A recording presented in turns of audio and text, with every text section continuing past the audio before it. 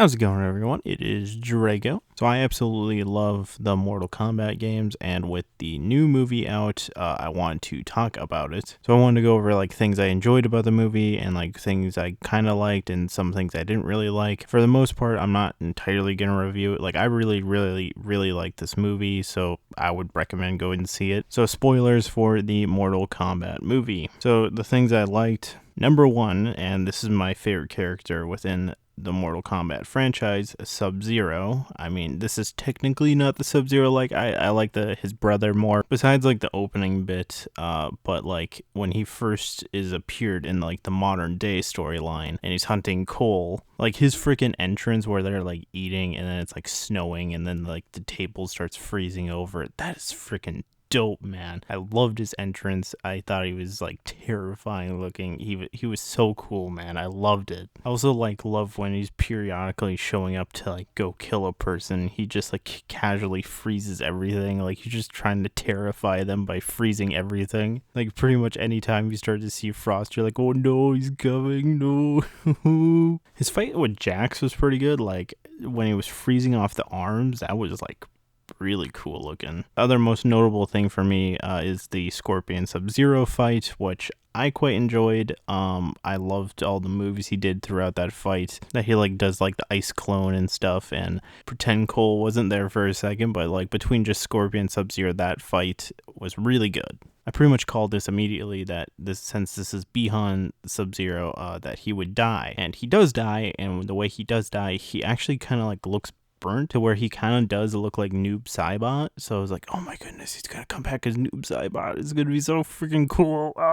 Sadly, we never got to see his brother take up the mantle of SubZero, but you get to see Bihan die looking like Noob Saibot. So yeah, going on to the next thing that I actually like within this film, and I never actually thought I would like this, it would be Kano. Kano, I don't really like at all in the games. I think he's fine, but I'm not the biggest fan of him. But dang, man, this movie, he was like funny. He was always out for himself, like trying to get like money. Probably the best bit is where he's always trying to figure out how to get superpowers with the dragon tattoo. And he's like, am I gonna get fire? Am I gonna get lightning? Am I gonna get like a teleporty hat? To be honest, the best bits with him were when he was trying to figure out how they're doing their like magic powers. I thought that was quite funny. Only thing sad I have about Kano is that he didn't do his little Kano ball attack. I was so ready for it. All right, now we're going on to Kabal. I actually really liked Kabal. I liked his look. I know he didn't get much in this film. Like, to be honest, he was probably in it for like under 5 minutes, and then he got killed by Liu Kang's dragon. But I did really like him. I liked how he was like pissed off at Kano and stuff, and I just really liked his design. I loved his moves, like how he's like running, how it had like the trails behind him. I thought it looked cool. Like I'm sure he can come back as like a revenant. I'm sure like same thing with like Kano and whatnot. Now we go to Kung Lao. He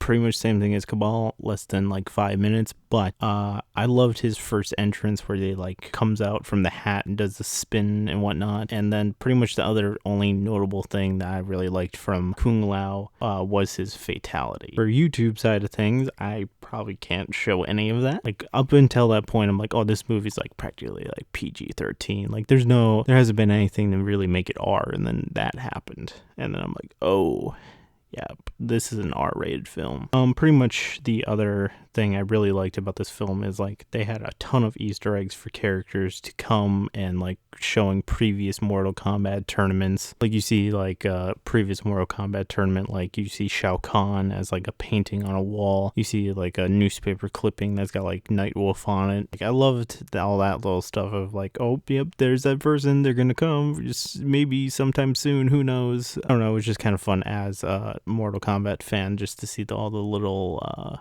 Easter eggs throughout the film. So going on to stuff I didn't mind. I didn't hate it, but I just didn't mind it. First thing being Cole, the original character that they made for this movie. I feel like this guy is getting a lot of hate right now. I see a bunch of people hating on him. I didn't really like the idea of him when they first announced it, like that they were going to make a new character and they weren't going to focus on existing characters already. But in practice, I honestly didn't really mind him. There's a few things I have a problem with. I feel like he gave up really, really fast when it came to trying to discover the Arcana thing, and I thought it was a bit silly when he's in the final fight between Scorpion and SubZero, and he's just trying to break his family out with the ice while SubZero's trying to kill him. I think you should focus on SubZero first before trying to get your family out, because he's just gonna freaking murder you if you aren't paying attention. Now, I know a lot of people made fun of his like Arcana or his ability or whatever. I honestly didn't really mind his ability, because the first thing I thought of when I saw his ability was Fat Gum from My Hero Academia, to where like if he gets punched, he stores that energy within his body and then he can like release it to be a big punch. The whole time I'm just like, oh, he's essentially Fat Gum, but he's just like a fit guy instead of being really fat. So honestly, I didn't mind Cole. I thought he was okay. Now, I know a bunch of people had a problem with this.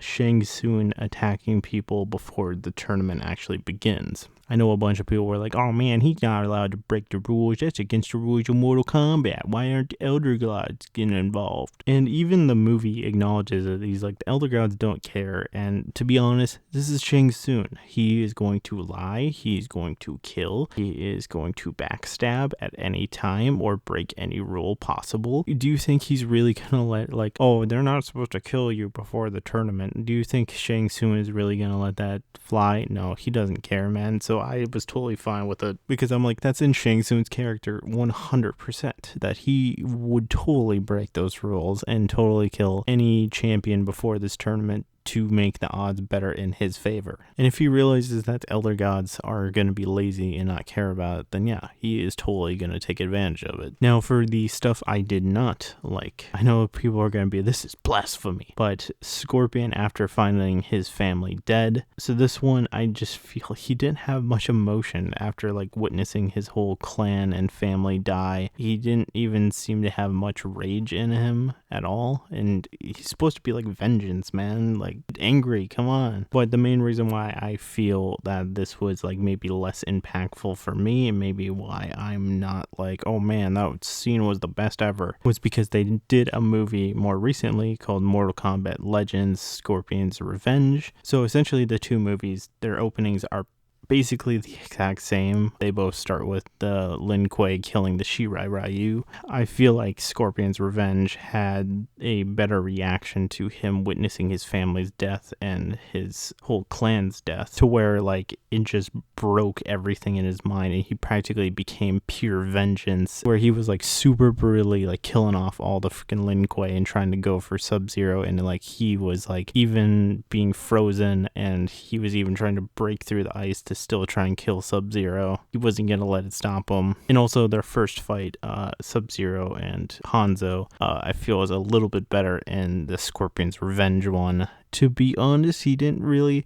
yes, they tried to kill each other, but I feel like there was like way more emotion in the Scorpion's Revenge one compared to this version, but that was just me. I personally like that version better for the opening. Now, going with the Scorpion theme right now, we are going with how did Scorpion come back? Obviously, he dies, and then he goes to the Nether Realm. So I'm a little sad within the movie we didn't get to see more of him in the Nether Realm, like maybe trying to fight his way out, or like just being such pure vengeance. He can't let his soul rest until he's killed off SubZero. Because actually when he does come back in the film, it's just like, oh, I got summoned here because of my kunai. It just felt like just sudden like plot armor to get him back. Like it would have been cooler to be sprinkled in throughout the film. Like you see scenes of him trying to break his way out of the Nether Realm, and then when you get to the end, you're like, oh, he finally did it. He finally broke out. And then SubZero screwed now. It would have maybe even given Scorpion a bit more character as well, because then you could have seen actually the lengths he was willing to go to avenge his clan, to like break out of the Nether Realm. And then the last thing I didn't entirely love is some of the fights. Most of them were fine, but some of them, they were cutting scenes so fast where you would lose track, or they would be so zoomed in on things to where you'd lose track of what was going on. Now, if you go into like the next movies, you know,